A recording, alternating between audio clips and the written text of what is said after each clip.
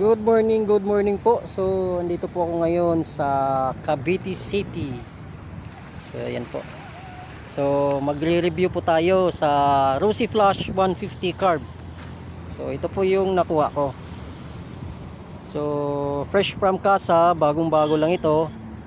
So, na full tank ko na po ito. Kaya, ang i-review natin ngayon ay yung original accurate gas consumption sa bagong labas. So ito po yung nakuha ko.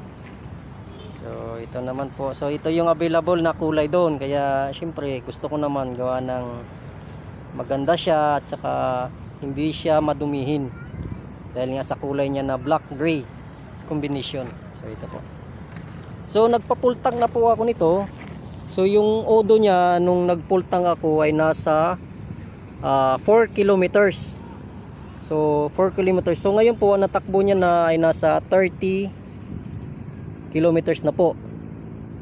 So ibabiyahe ko ito, so full tank. So after full tank, so doon natin malalaman ang gas consumption ng Rosy 150 carb break-in period. So break-in period pa kasi ito eh. So titingnan natin. So siguro pag makatakbo na ako ng mga 50 kilometers pataas, so magpo-full tank ulit tayo. So doon natin malalaman ang gas consumption. So okay. So ride ulit. Okay, thank you.